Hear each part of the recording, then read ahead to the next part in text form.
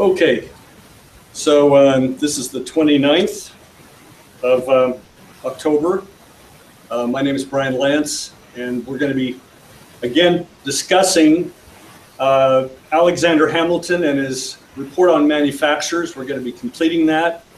And then for those who can stick around, Keisha's going to be leading a discussion of continued reading, actual reading through of the report on the National Bank, sometimes referred to as the second report on public credit, which is essential. Without the National Bank, which was immediately authorized by the Congress, signed into law by Washington, it was a fight, but it was accomplished, the development of manufacturers in the United States would not have occurred.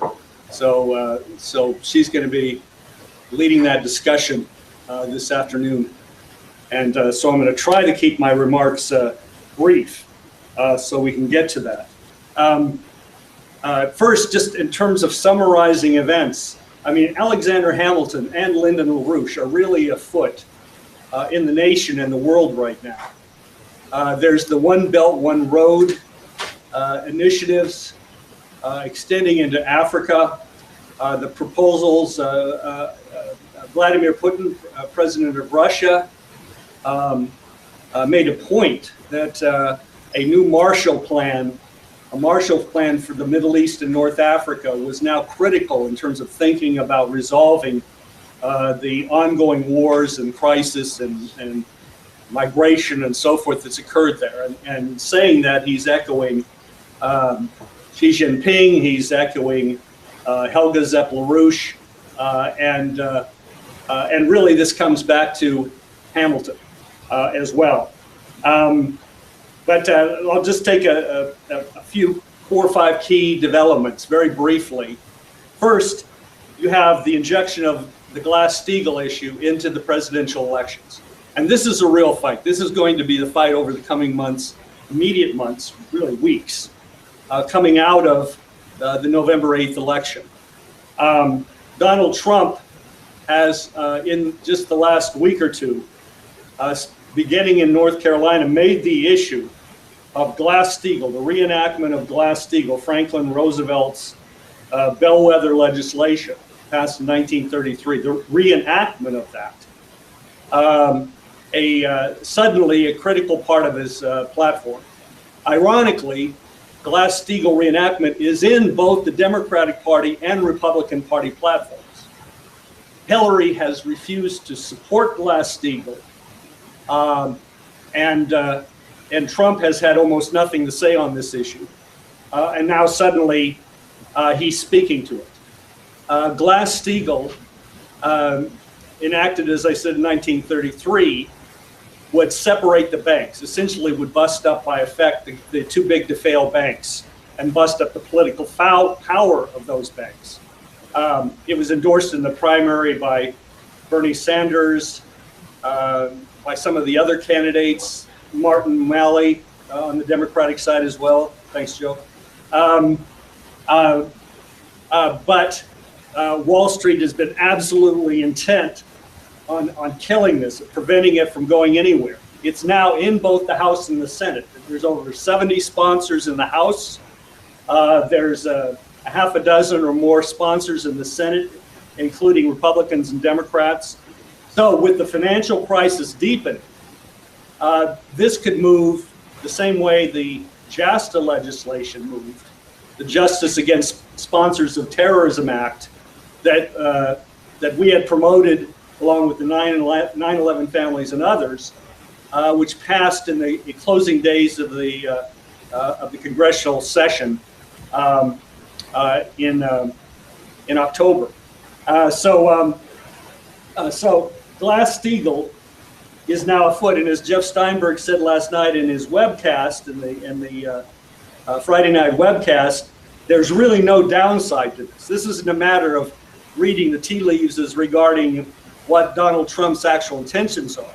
It's that by bringing this issue forward, he's simply reflecting the fact that this is already in the air, and by bringing it forward now, he's making it a subject of debate and discussion in the country, which will carry forward beyond the election. So the effect is going to be there. and its implementation is critical. And what we're going to have the responsibility of doing is building the groundswell for passage, rapid passage of Glass-Steagall. Because if a new financial crash on the order of 2008 or greater, and we have to emphasize greater, with Deutsche Bank in Germany already unraveling, and the Italian banks on edge, but the counterparties to those banks are J.P. Morgan Chase, it's Citibank, and so on and so forth. This is systemic. So we've got to have Glass-Steagall in place before the collapse, or we're dealing with chaos. Secondly, we had the intervention by President Putin, Vladimir Putin, at Valdai, in Sochi, the Valdai International Discussion Club. This has been ongoing for about a decade, an annual event, intellectuals. It's not national security issues per se. It's not like the Munich Annual Defense Forum. This is on a wide-ranging set of issues, and thinkers take part. So over 1,000 people were there. This will be closely analyzed and thought about. In short, it was an extraordinary speech, and I really encourage people to find it, the speech at Valdai International Discussion Club, Vladimir Putin, and this was just the other day. This was the 27th or 28th. But a couple of brief remarks. Some of them you never hear or rarely hear spoken of these days in terms of by the political elites, certainly in the transatlantic region in the U.S. and Europe. He said I'm just kind of picking up a thread here. He's speaking about the Eurasian Economic Union and how we conduct negotiations with our partners, particularly in coordination with the Silk Road Economic Belt Project, which China is implementing. I'm now quoting him in English translation. We expect it to promote an extensive Eurasian partnership, which promises to evolve into one of the formative centers of a vast Eurasian integration area. An important task of ours is to develop human potential. Only a world with ample opportunities for all, with highly skilled workers, access to knowledge, and a great variety of ways to realize their potential can be considered truly free. And then he continued, all people in the world, not only the elite, should have the right to healthy, long, and full lives. This is a noble goal. In short, we should build the foundation for the future world today by investing in all priority areas of human development. And of course, it is necessary to continue a broad-based discussion of our common future so that all sensible and promising initiatives are heard, and so on. This was a chord he was striking, to a world audience. And otherwise taking some jabs at the idea that Russia could be trying to manipulate the U.S. presidential elections, saying, the U.S. is a superpower. It is not a banana republic. Please correct me if I'm wrong. The idea that Russia from the outside could pull a few strings, and pick the president or something of this sort. But so there was much more to this. So it's a wide-ranging speech. But he also went on to address the war danger, and I'll just a couple of quotes. Some countries that saw themselves as victors in the Cold War, this is Vladimir Putin, not just saw themselves this way, but said it openly, took the course of simply reshaping the global political and economic order to fit their own interests. And then he continues, they chose the road of globalization and security for their own beloved selves, for the select few, and not for all. The result, though, is that the system of international relations is in a feverish state, and the global economy cannot extricate itself from systemic crisis. And he then later on asked, citing some more of the, including the kind of discrediting of the political process that's gone on, you know, the lack of trust that's virtually everywhere, and the emergence of new, you know, so-called minor parties, fringe parties that are now moving to the center and shoving out, as he puts it, the existing, you know, elites. He says, this begs the question, who is actually the fringe? The expanding class of the supranational oligarchy and bureaucracy, which is in fact often not elected and not controlled by society, or the majority of citizens who want simple and plain things, stability, free development of their countries, prospects for their lives and the lives of their children, preserving their cultural identity, and finally basic security for themselves and their loved ones.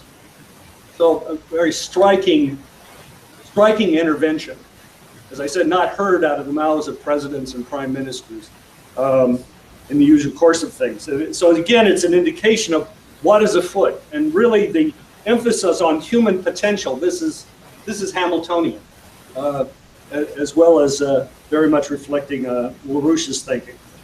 On this war danger, though, I want to underscore this. Jeff referred to it last night, Jeff Steinberg. He had just taken part in the National Council of U.S.-Arab Relations, the conference in Washington, D.C., which was the 27th and 28th. And the concluding keynote of that event, which again is a large audience, it's really a crossroads kind of event. The Gulf states, the Arab world generally, companies that are doing business in that part of the world, and so on and so forth, policymakers and the rest. The concluding keynote was by former General David Petraeus, who's gained a great deal of notoriety, but he was there in his keynote speech presenting what you otherwise have coming out of the mouth of Hillary Clinton, a promotion of confrontation with Russia over Syria and so forth. And it really underscores the danger of the situation that we have at hand. He, in his speech, called for the creation of safe zones inside sovereign Syrian territory. He called for the creation of a no-fly zone over Syrian territory. He said the U.S. should use sea-based and air-based cruise missiles to knock out the Syrian Air Force. I mean, he wasn't just saying we should consider, he was saying this is what we should do. And then in a very cavalier way, he dismissed the Russian forces there in Syria, saying that Putin responds to power. And therefore, of course, if we move, he'll back down, which is a recipe for disaster for mankind. Because if there's anything that hasn't been clearly signaled by not only Putin, President Putin, but by the Russian leadership generally, is they're not in a position and they are not going to back down because they know they're next. If this isn't dealt with, this terrorist threat isn't dealt with directly now. And I should recall that if you go back to September 1st of last year, a year and a month ago,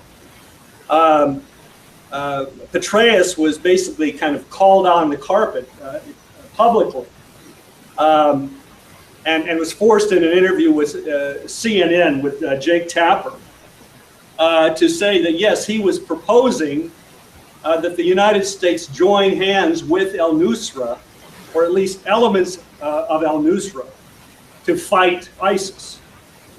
And of course, this is exactly what's occurred under the Obama administration, and Petraeus has been serving as an advisor to the Obama administration.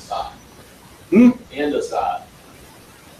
To overthrow Assad. Yeah, yes, no, well, yes, of course. This is not new thinking on his part, but it just underscores the extent to which he's actually, it shows you what the war party is intent on at this point, still, at this moment. Then finally, one other note on Hillary's emails. This is now broken again. We won't get into the, shall we say, nitty-gritty of this whole business. But it is interesting. It is just, if nothing else, it indicates again the turmoil of the whole political process, of the decision-making process, whether inside the Beltway or outside, that this is going on. So now you have a reopening of the FBI investigation as new emails have been found, which potentially implicate Hillary in the unauthorized utilization of her private email server, circulating classified materials. And the letter was written by FBI Director Comey, announcing that this investigation had been reopened as a result of these emails having been disclosed, having become known. Now, in the New York press, Loretta Lynch, the Attorney General, her circle, I don't know if this is from her herself, but at least her circle is making known that they opposed this letter being released by FBI Director Comey, and said this is not the way you do things. You know, on the eve of the election, that you suddenly announce an opening of an FBI investigation. Well,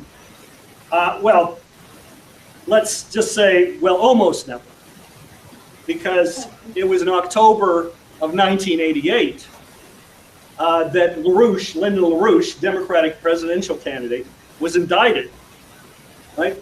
And then went to trial following the election. But it was a direct intervention into the election process. And if you go back to that election, we had a series of nationwide TV broadcasts. And I believe it was the final one of the series was LaRouche speaking from Berlin, Germany, at a hotel there in Germany, in West Germany, near the Berlin Wall, stating that stating, this is in 1988, stating that the Berlin Wall was going to be coming down, that the potential for a reunification of East and West Germany was a potential, that we had to take a positive role, particularly at that time in regards to food, a Food for Peace initiative. And he specified Poland as a place that we could start in terms of offering a collaboration with Poland, but obviously with the East Bloc and Russia assenting, to meet the requirements, economic requirements in the East, and begin an economic development program to build up potentials, economic potentials, and specifically food production in the East, as the beginnings of a process of a new set of relations. And of course, it was 1 year later that the wall did come down. So this was LaRouche's intervention internationally. This was broadcast, if I remember, it was NBC TV. It was a half-hour TV broadcast of LaRouche from Berlin. And so that tells you, that goes deeper into the history of where we are today and where we're not at this moment. But it also underscores the point that interventions into presidential elections do occur even on the eve of those elections, unfortunately, or perhaps fortunately in this case. Now, LaRouche is not caved. And just the final point, and we've been discussing this here, is the need to restore, and Mr. LaRouche himself is making this point, he's now 94 years old, he's making the point that the American people to a large degree lost confidence in their own minds, because they've lost a sense of their own history. They've lost the conceptual ability to frame the problems and frame solutions. And this is our task.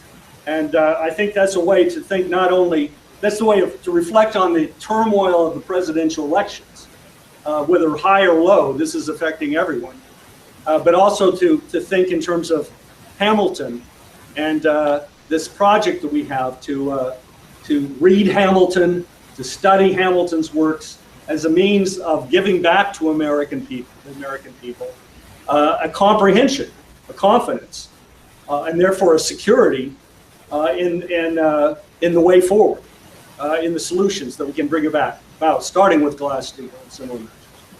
So let's move to the report on manufacturers, and a couple of points I'll just make first. In writing the report on manufacturers, it took 2 years, as we discussed in the last 2 weeks.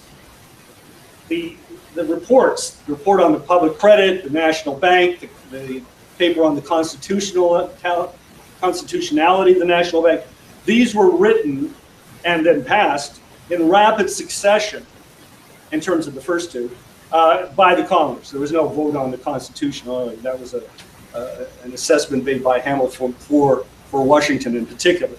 But this was a rapid succession of papers. But now he took 2 years to write the report on manufacturers. This while he's involved in all the other activities of forming a nation, as part of the cabinet of the first presidency, of Washington's presidency. In those 2 years, he engaged in an in-depth gathering of materials, of information. He canvassed manufacturers, the few that there were in the United States, and they were, spread out, small, so forth. He inquired as to their opinions, what they thought would support their growth. He canvassed the revenuers, the revenue agents, because they had the task of looking into the books, so to speak, or gathering information on economic activity, whether it was at the ports or it was in terms of tax collection otherwise. So this paper did not come out of his mind, just in and of itself. It was a tremendous amount of work. In fact, he literally turned what was then the committee room of the House of Representatives. I mean, there was one committee room at that point. Remember, this is the 13 colonies. The newly founded country formed the 13 colonies. But he literally turned the committee room of the House of Representatives into kind of a small trade fair, in the sense that he brought in all these he asked people from around the country to send in samples, right, of their fabrics, their carpets, their other materials, their iron, pig iron, this and that, whatever. And he spread this all out in the committee room. It was part of his lobbying effort, if you will, in part, but it was very effective. But it just underscores the extent to which he was deeply engaged in this process of thinking through what needed to happen. I also wanted to make the point that we discussed this more in the report on the National Bank, and you'll be discussing it, I'm sure, and reading it today. There's a real emphasis in the opening parts of the National Bank on discrediting the physiocratic view, the Adam Smith arguments otherwise, on the idea that the U.S. should remain, the newly minted United States should remain an agrarian society, and should not do manufacturing. That we can sell our goods abroad, that manufacturing is suspect, speculative and partly in nature, adds nothing to the national wealth, all sorts of arguments which sound rather obscure and almost kind of like out of the Dark Ages or something to Americans today, at least in part.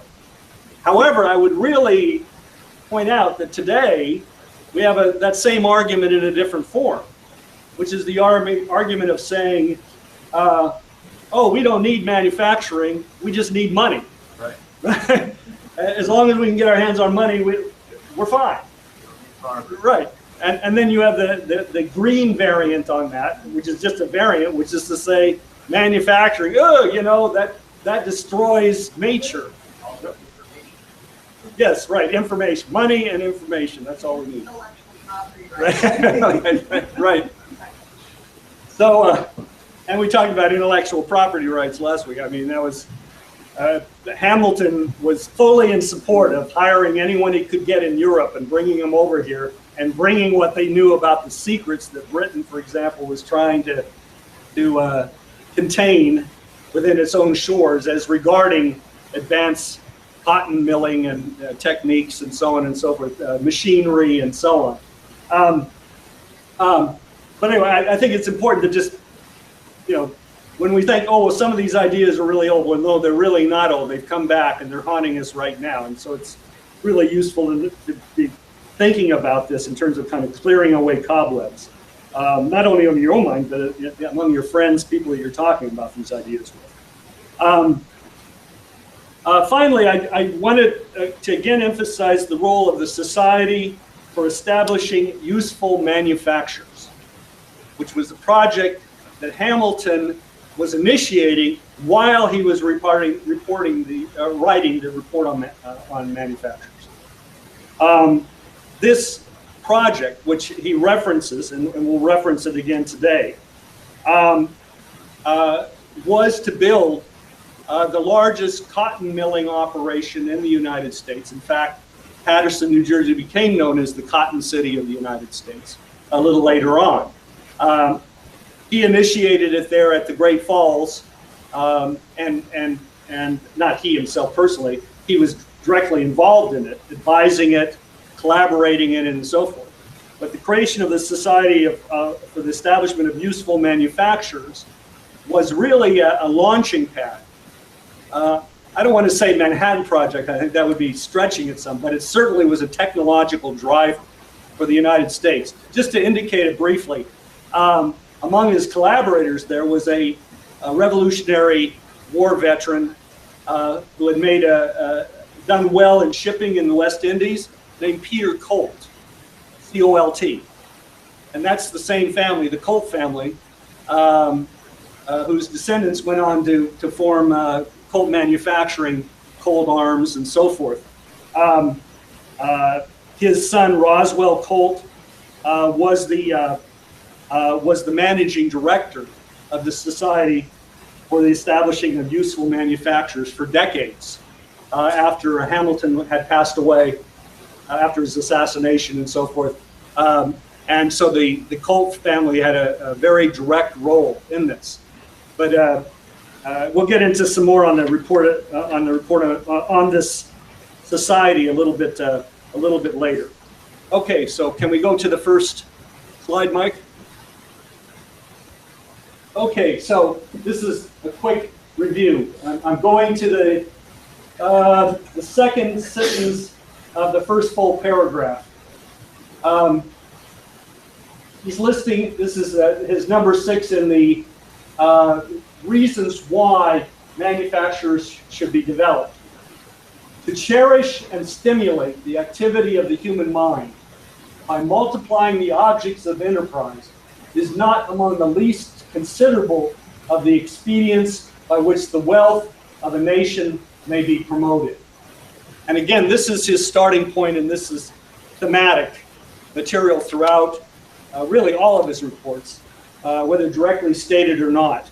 The next, and he underscores, he makes the point, again, this is kind of quickly reviewing a couple of important ideas, I think, that the importations of manufacturing products from Britain and elsewhere in Europe was draining the agricultural people, as he calls it here, of their wealth.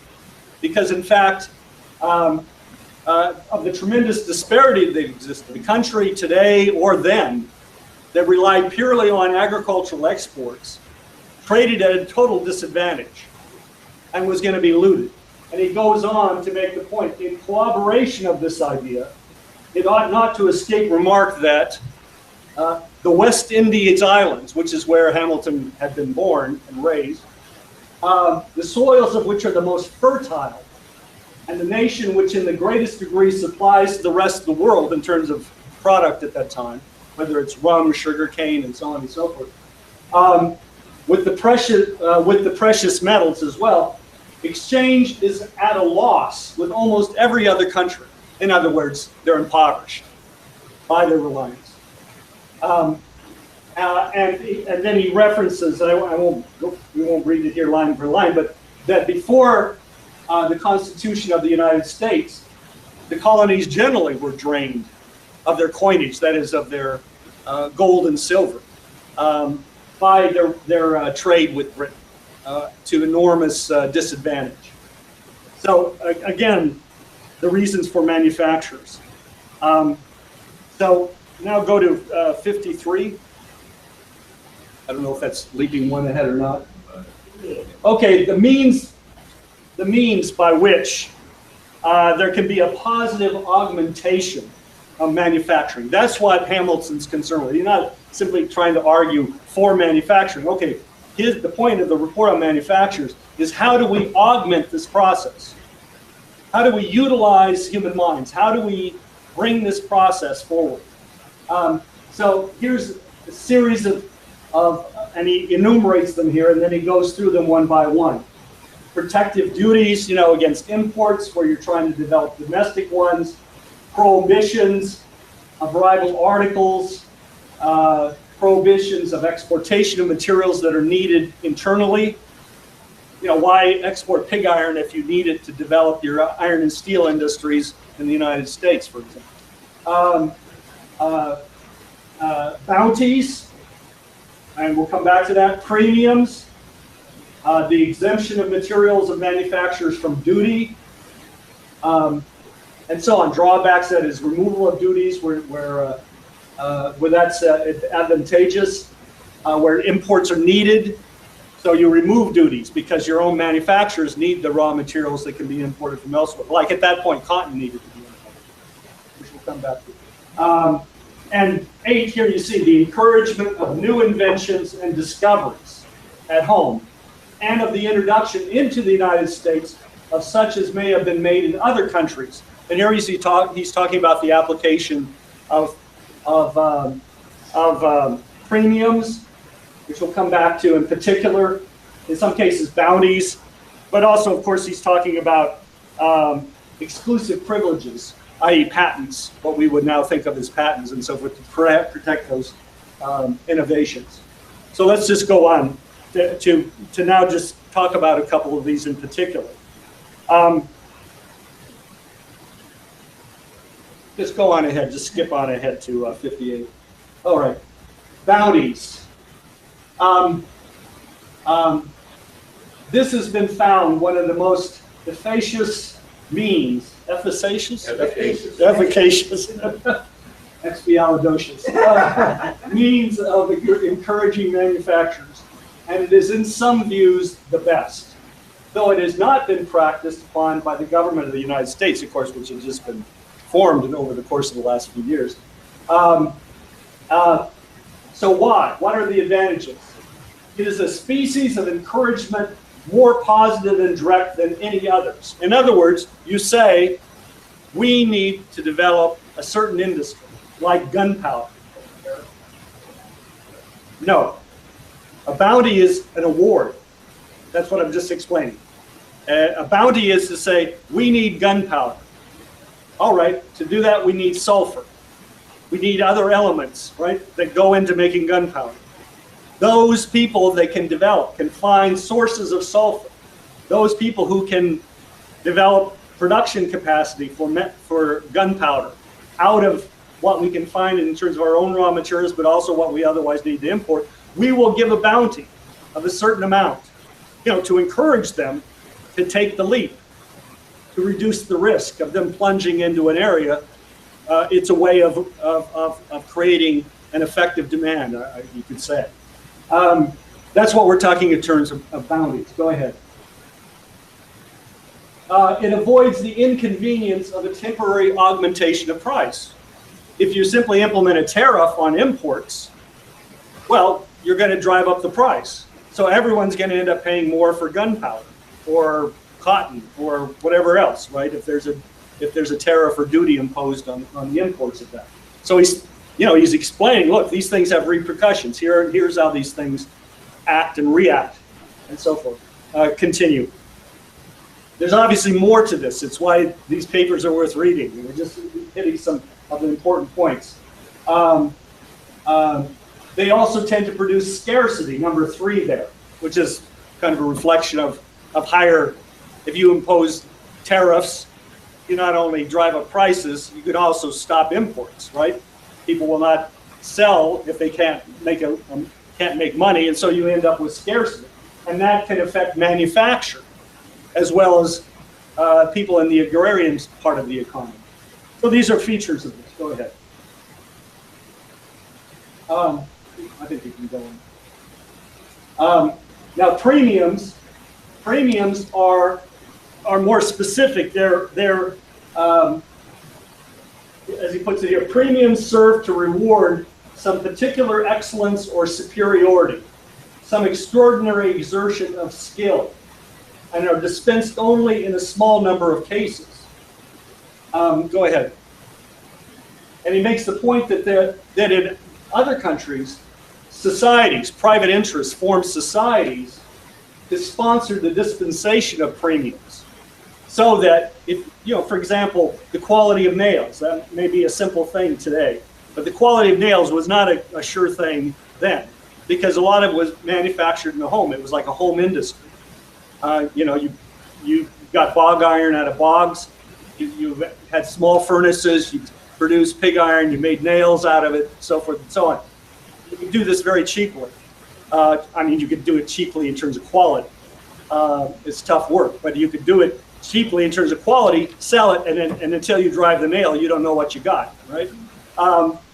And that's just a simple example, but by offering premiums to produce quality, right, or to innovate, for example, developing a steel industry, that's a lot more work than iron. So to develop a steel industry, premiums might be offered on the product, on what the final product is. We're rewarding you. It's another form of rewards. Go ahead. So this is how he's thinking in terms of the government role. Today, go ahead. You can think of investment tax credits, something that we had during the Kennedy era, where if a company made profits, but they took those profits and put it back into the company, in terms of investment in plant and equipment and upgrading the workforce, right? They got a tax break, investment tax credit. So, this is a modern form, you could say, along these lines, just so it's not so, may not sound so kind of off-putting or foreign. And number 8 here, the encouragement of new inventions. We've read that section before. This is among the most useful and unexceptionable of the age, which can be given to manufacturers. Now remember, at this very time, he's developing the society, right, which is being located in New Jersey on the Passaic River. And so, he's thinking about these in very direct terms, very in terms of application, immediate application. The usual means of that encouragement are pecuniary rewards and, for a time, exclusive privileges. The first must be employed according to the occasion and the utility of the invention or discovery. For the last, so far as respects authors and inventions provisions, that is patent law today, as made by law. But it is desirable in regard to improvements and secrets of extraordinary value to be able to extend the same benefit to introducers. And this is the question of if you will, intellectual property rights, or subverting it for the national interest. The U.S. has to gain these ideas, and at that point, Britain in particular, it was illegal not only to export ideas related to machinery and so forth, and textiles and so forth, but people who had those skills were prevented from leaving. They could not leave the British Isles. They were known who they were. They had been trained by certain individuals in certain manufactories, and those people were marked, and those people could not leave the country. Here, however, as in so many cases, there's cause to regret that the competency of the authority of the national government to the good, which might be done, is not without question. Many aids might be given to industry, many internal improvements of primary magnitude might be promoted, and so forth, by an authority operating throughout the Union that cannot be affected by a single state. And he'll come back to that in a little bit. All right, so, okay, let's go forward. Now, how do we apply these? Go ahead. You can move on to the next. Iron. Now, iron, we, at the time of this writing, even at the time of the American Revolution itself, the U.S. was, from the best we can gather, was producing as much iron as Britain was, about 30,000 tons of iron a year. And so it was the third largest iron producer after Sweden and Russia, because we had iron ore and we had bog iron, but we began developing iron ore sources, and so we were moving up the ladder, so to speak, in terms of quality. So he's discussing something that's already well underway. And that's the point he's making. He's making a point. First of all, this is a preeminent rank because of the applications. None are more essential. And then he goes on in the next paragraph. It is fortunate for the United States that they have peculiar advantages for deriving the full benefit of this most valuable material. Go on to the next. And then he's going in, at that point we're using charcoal. We haven't moved to coke, we haven't moved up to coal, but productive coal mines already are in operation. He's already aware of this. He's thinking, you know, as other Americans are, thinking forward in terms of the development of more advanced technologies. And in the 1800s, we did adopt, very early on from Scotland, the use of the blast techniques that allow for blasting air into blast furnaces. Blast furnaces are not called blast furnaces because of the blasting of hot air into it. That was an additional technology. That allowed us to move forward with steel production in a much more advanced fashion. But that wasn't until almost 50 years later on any significant scale. So he's saying that I think go on to the next one. He's saying, all right, we're already producing more or less what we need in terms of nails and spikes. And we're utilizing water mills, and this again allows us to utilize boys. Remember, at this point, whether you're on a farm or you're in a town, kids are working as well as the adults. I mean, that's just a fact of life. And all of this is allowing for the support of families and so forth. Go on to the next. But we're still importing almost 2 million pounds into the United States.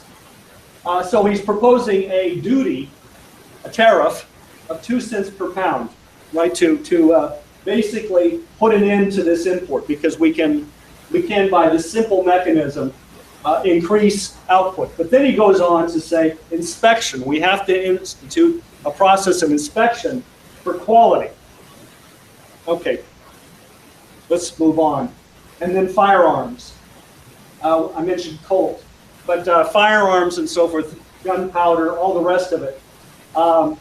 He wants to encourage this. There's already a duty on. He wants to increase that duty and so forth. Go ahead. Go ahead. Now, cotton. Cotton, I mean, we don't think of it today because we have cotton, and of course we have the synthetics and petrochemicals and so forth. But the point is that until the development of cotton, I mean, people were not comfortable in their clothes. I mean, it was just a matter of fact. I mean, and so here we have this discussion. There's something about the texture of this material which adapts in a peculiar degree to the application of machines. And this is the idea of the utilization of cotton is really becoming a significant idea for Hamilton, but also he sees it for the development of the country. The signal utility of the mill for spinning of cotton, the use of other machines, scarcely inferior in utility to those used in England. This very important circumstance recommends the fabrics of cotton in a more peculiar manner to a country in which a defect of hands constitutes the greatest obstacle to success. In other words, if we can develop manufacturing in cotton, right, we can produce clothing, comfortable clothing, at a relatively low cost, i.e. with labor savings. Go ahead. Okay, and this is where he announces in this document itself, he says there's a society forming with a capital which is expected to be extended to at least $500,000, on behalf of which measures are already in train for prosecuting on a large scale the making and printing of cotton goods. These circumstances conspire to indicate the expediency of removing any obstructions which might happen to exist to the advantageous prosecution of the manufactories in question, of adding such encouragements as it may appear necessary and proper.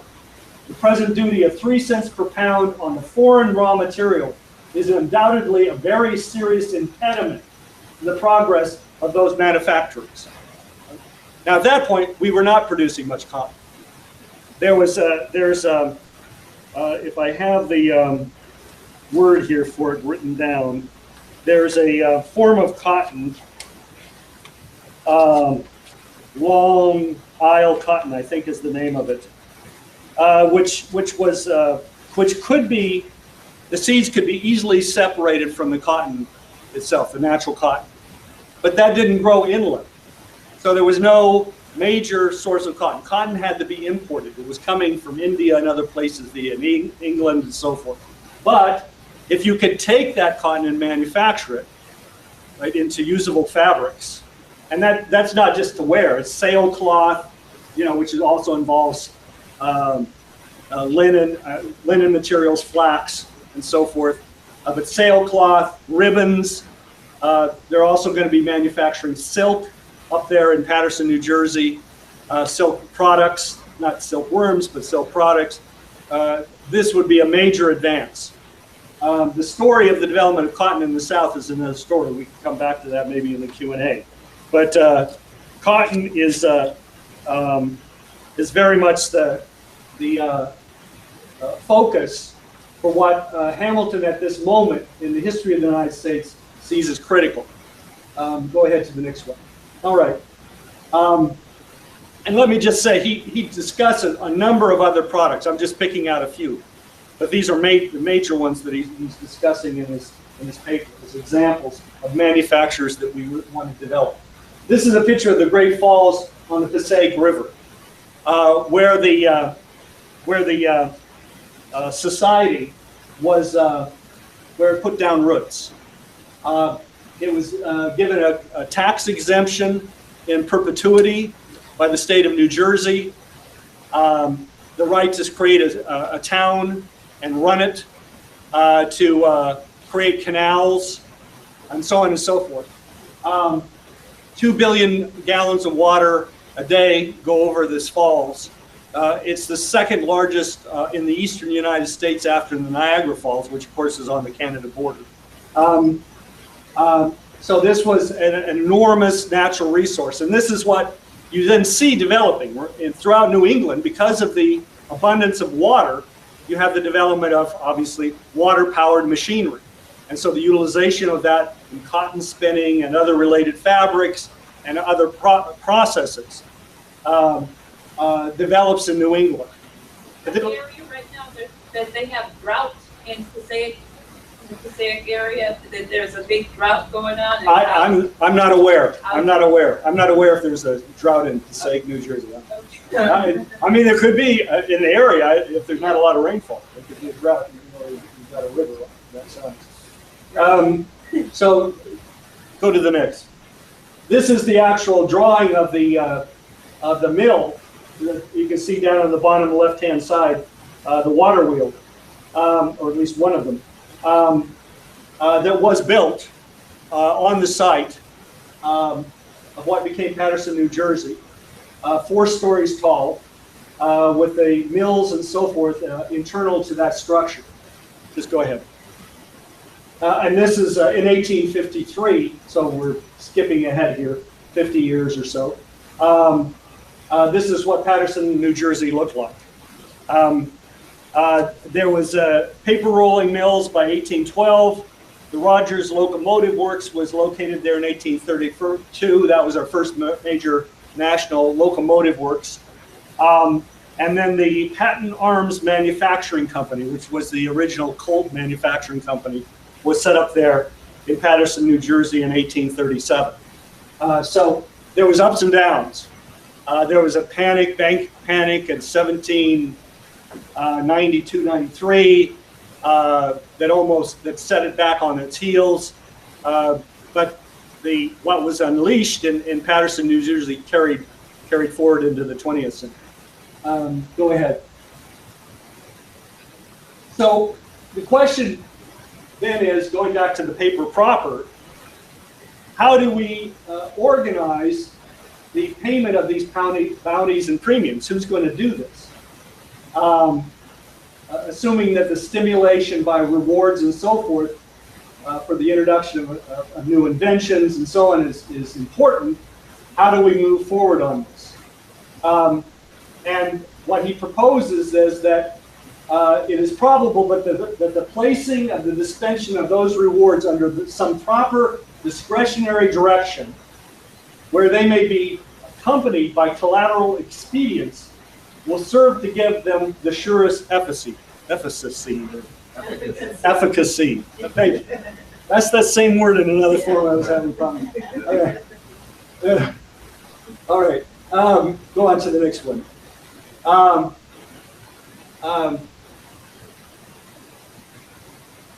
Now, in arguing for this, he's saying, here he's talking about taxes or the revenues. He's saying, well, if we're paying out bounties and we're paying out premiums, well, this is going to draw down the tax revenue. I mean, this is going to be a drain on the treasury. But he's saying, and this is the technological optimism, there is little room to hope that the progress of manufacturers will so equally keep pace with the progress of population as to prevent even a gradual augmentation of the product of the duties on imported articles. Even with the increased bounties and premiums, the tax revenues from tariffs and other sources are going to continue to grow. So, nevertheless, an abolition in some instances and a reduction in others of duties, which have been pledged for the public debt, is proposed, it is essential that it should be accompanied by a competent substitute. In order to this, it is requisite that all of the additional duties which shall be laid be appropriated in the first instance to replace all defalcations which may proceed from any such abolition or diminution. It is evident at first glance that we will not only be adequate to this, but will yield a considerable surplus. Next. And so we will use that money first to constitute a fund for paying the bounties. We will constitute a board for the promotion of arts being the mechanics, if you will, agriculture, manufacturing, and commerce. Of this institution, we've talked a bit about here and there in the report the need for this, that a certain sum be set apart and placed under its management, with a board not less than 3, appointed by the government. Go on. And they're applied to apply this to defray the expenses of immigration, to bring people over here, to pay for those expenses, which is of extraordinary importance. Again, he emphasizes, because he needs these people even up there for Paterson, New Jersey, but they're needed across the country. We need people with skills, more skills. To encourage by premiums both honorable and lucrative exertions of individuals and classes in relation to several objects. The Commission will render an annual account of their transactions and disbursements, and all such funds as shall not have been applied to the purpose of the trust at the end of every 3 years will revert to the Treasury, We must also be enjoined upon them.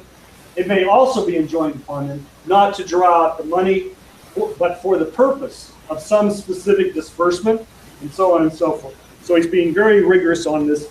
And so this is the board that he proposes be set up for the promotion of the arts, manufacturing, and so forth. Go on to the next. Again, he's speaking of the want of skilled workmen. You can just see that this is just very important to his thinking. Go ahead. And now he's summarizing. We're in the concluding just 2 pages or so of the paper. The propriety of stimulating by rewards, the invention and introduction of useful improvements, not high finance, not can we launder drug money from Mexico, not too big to fail, too big to jail, but rewards for inventions, for useful improvements. But the successful attempts in this way must evidently depend much on the manner of conducting them. We've got to make sure this works. We can't screw up on this. It is probable that the placing of the dispensation of those rewards under some proper discretionary direction, which he's already outlined, will serve to give them the surest effect. I'll just say it that way. Go on to the next. I think I'll just go to the final. He references the promotion of manufacturers and useful arts in Pennsylvania, which really dates back to Ben Franklin, and how little money it had and so forth. So it really did not have the effect that we're now aiming for nationally.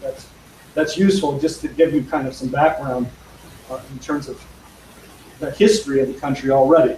As I said last week, I mean, recall that the country was settlement in the colonies began in 1630. So it was 146 years later that the American Revolution occurred. So the country has really, in that sense, a long history from the Massachusetts Bay Colony and so forth, before we got around to the American Revolution. So there's a lot of prehistory in terms of the battle of the colonies to establish, manufacturers, to establish independence, and to establish, most importantly, a course of development of its people.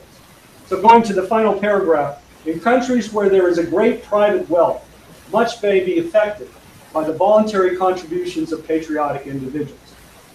But in a community situated like that of the United States, the public purse must supply the deficiency of private resource. And what can it be so useful as in promoting and improving the efforts of industry? All which is humbly submitted. This is submitted to the Congress of the United States. Alexander Hamilton, Secretary of the Treasury.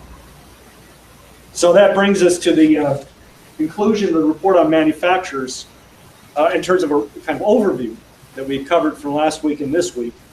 And we can take a few questions, discussion, and then we'll move to, perhaps with a short break, but we'll move to readings from the report on the National Bank, which really makes this process possible. So we're open for comment, question? Yes? Sorry, I missed first part of it. This presentation was, this was Alexander Hamilton presented when? Presented 1791, right after December 1791. Oh, that's America. 1776 was the start of the American Revolution. The war was ended in 83. Oh, right after. Then there's a period of 4 years in which there's the Confederacy, not the Confederacy of the South, but the Confederation of Colonies, which didn't function. So there's the Constitution in 1787. When did he die? He died. Yeah, I was going to look up the exact date again. 1804. 1804. He was assassinated in 1804. He's 34 years old at this time.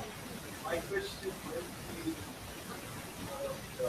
expressed his vision for the new America, the new economy. Mm-hmm. My by that time the Congress was already formed?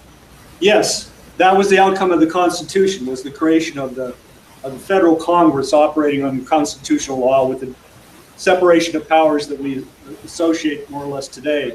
There were not two Yes, there were two houses. I'm sorry. Oh, no, that's fine. Yeah, that's fine. No, oh, no.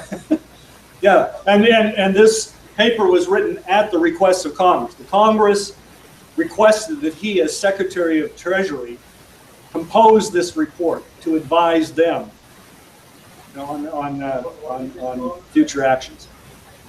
Report on manufacturers. Yes, Linda. You said something earlier when you were referencing the fact that we have to import cotton. Mhm. That maybe there's a little bit of cotton produced. Right. So Jefferson, of course, I think, you know, the plantation system then was based on tobacco primarily. Am I right about that? That's Yeah. right. So how did that shift take place? If they were able to, what happened to, I don't want to go off, but you said you thought you could say something about Well, yeah, just very briefly, it's actually the next year, in 1792, that Eli Whitney invents the cotton gin. He's a New Englander. He graduated from Yale University, basically an engineer. But he goes down south to tutor kids, you know, for somebody. It happens that the problem is thrown to him, and he comes up with, in a course of 2 or 3 days, he comes up with what becomes known as the cotton gin, just a way of separating out the seed that could not be easily. A single person, skilled person, could at best separate out the seed from 1 pound of cotton in an entire day. I mean, you know, it didn't function. So with the cotton gin, you could produce, you know, enormous amounts. Eli Whitney hardly made any money off of this cotton gin. It was easily, copied. Yeah, it was not a complicated device. But the cotton gin then makes possible the development of cotton growing in the South. At this very time, slavery is on the way out. I mean, again, Hamilton, Gouverneur Morris, not governor, but Gouverneur Morris, that was his first name, and others that are part of the Clinton grouping around Washington, they're leaders of the Manumission Society for the abolishment of slavery. But even in Virginia at that point, slavery was dying out. That only came back with Jefferson. And that was not a result of Eli Whitney. I mean, he just happened to invent the cotton gin. But it was the attack on the National Bank imposed on the United States a slave system, which if Hamilton's policies had gone forward, would not have developed. You could have developed agriculture in the South in terms of cotton, on an entirely different footing. And so instead, Southern cotton begins supplanting Indian cotton in London, right? And the development of the Confederacy, backed by the British, began then, right, in the aftermath of the. But still, the manufacturing cotton remained in New England. But that also changed the equation in New England, because now New England interests had a common interest with the slave interests in the South, at least some in New England, right? So you built this oligarchical alliance between, Boston, for example, the Boston Brahmins and the Southern plantation owners in Britain, which became the source of conflict in the United States since. So Whitney, by the way, goes on to develop, the interchangeability of parts for arms, first for rifles. This is at the time in the period of Jefferson and so forth. It overlaps that period. So he is developing that, and Colt actually, Samuel Colt, the son of Roswell Colt, turns to Eli Whitney Jr. to manufacture the Colt pistols. So the development of manufacturing, and including the very important aspect of interchangeable metal parts, which meant machining, the development of tolerances in terms of steel, It meant, refined cutting, shaping techniques, and so forth, lathes, and so forth, and all the rest. Develops directly out of the society that Hamilton played such an important role in. So that, you see this, technology can be used for good or bad, right? It can be used for mankind's advancement, or it can be used against mankind. But that's a little bit of the background. Somebody, John? Thomas Edison, based out of Patterson, 100 years later. Can somebody look that up? Menlo Park. Menlo Park. How far? I don't know how far that is from New Jersey's small, so they were close. That's interesting to raise that. I haven't followed it forward before.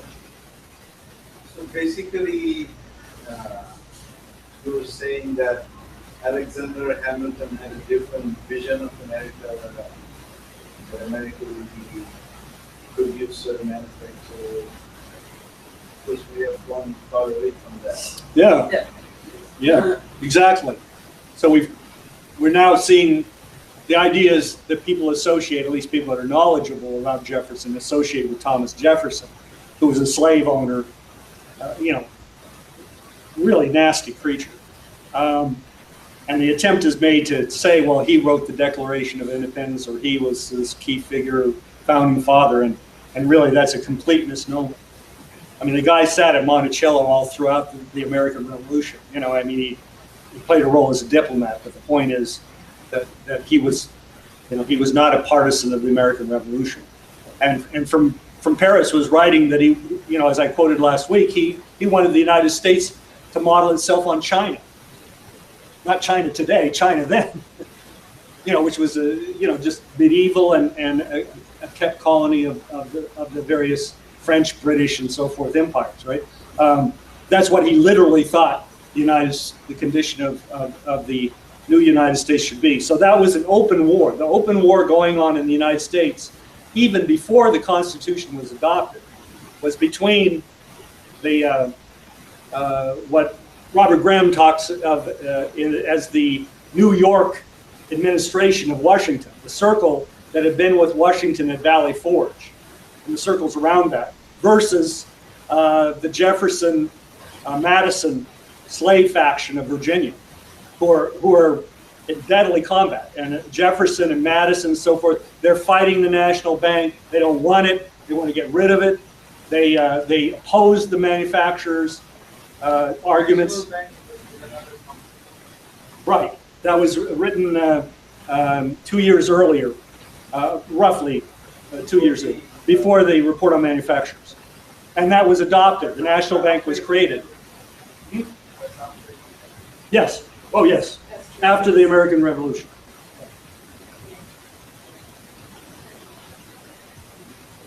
So that was, and that's the fight going down to today. I mean, if you want to understand the American oligarchy today, what's in control in terms of what we call Wall Street, that it is the legacy of Aaron Burr. It's the legacy of the Tory faction, of the Jefferson faction, against Hamilton, and that's the fight playing out today.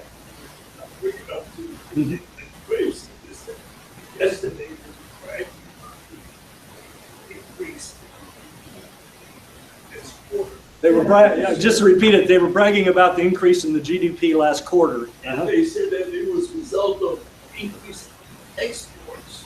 But if you read the fine print, so the biggest increase in exports was soybeans. So we're back to agriculture. All right, Joel was making the point. This is for the audience watching. That the latest figures showing an increase in exports for the United States. When you look at the breakdown of those figures, the big increase in exports was in soybeans. So we're back to being a non-manufacturing nation, agrarian nation in that sense. In 1994, the largest export item in the United States was used clothing. In 1994. In 1994, the largest export in the United States was used clothing. Linda adds to the discussion. Take away arms and What's our total? Is it more than $1 trillion? I don't want to guess, and I don't want to. Somebody can Google that and look that figure up. That element is there. Mm-hmm. Our export arms. Oh, it's very, yeah, it's huge. Especially with Saudi Arabia. Yeah, especially the Saudi Arabian on the Syria and elsewhere. Yeah, no, it's and that absolutely. I mean, it's a good. It raises a very important point. I mean, if you think about South America, for example, right now, China is the largest investor, not just seller and buyer, but the largest investor by far in all of South America, whether it's Peru, Brazil, Chile, or whatever. But if you're thinking about it positively, a whole new platform in terms of infrastructure is being built out by China in conjunction with the BRICS countries in South America. I'm just using that as an example. The same thing you could think about in terms of what could be done in the Middle East and North Africa. But that platform of infrastructure, in terms of canals, roads, energy, and so forth, that's a platform for new markets for manufactured goods. Texas could be, just as a for instance, could be a center for major high-tech manufacturing of goods exporting into new markets in South America over the next 2 generations. That is, in other words, as opposed to being an exporter of simply oil and gas in one form or another, petrochemicals, whatever. We could be exporting high-tech manufacturing product, which obviously would be paying the employees a much better standard wage level and providing much higher standard of living than refinery workers are getting today, those that are still employed in oil and gas. On both ends, yes. There is, I think Texas, overall America could have exported leather, finished leather. But I think because of government laws, people are not processing leather. Environmental, they're just shipping raw leather and just. That's and that's ironic because New England, Lyndon LaRouche's father was a consultant to the shoe industry in New England, and LaRouche kind of cut his teeth in that. He was trained in that, early on, and so there was a huge shoe manufacturing industry in New England, belts and all the other things as well, and that's disappeared as the cotton manufacturing, clothing disappeared. Exported instead of processing it, so there is a value addition. When you're exporting, China is buying all the raw leather, because they're processing it.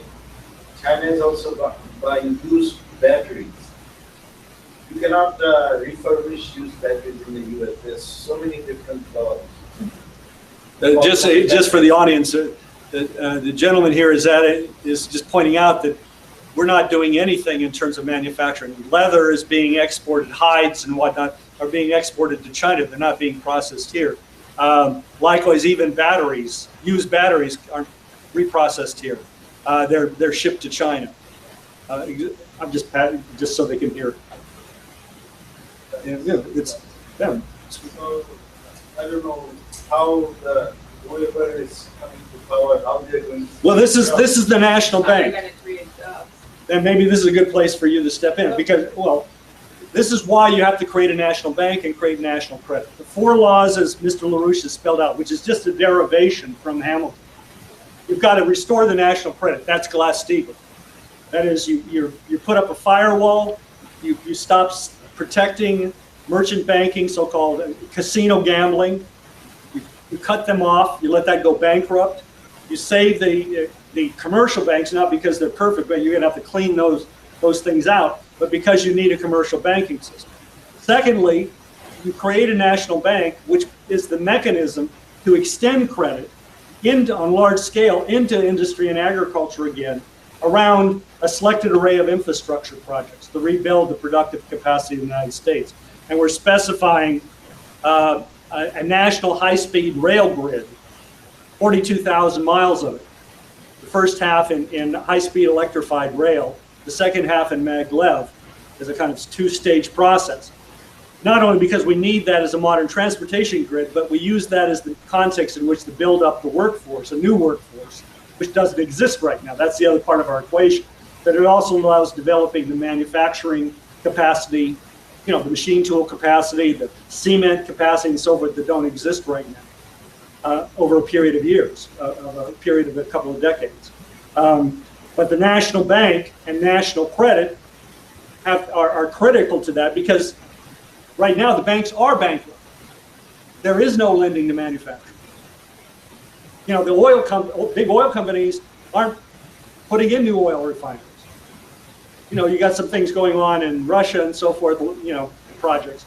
But U.S. large oil companies have been buying back their own stock to drive up their the value of their stock, so that it paints a pretty picture on Wall Street.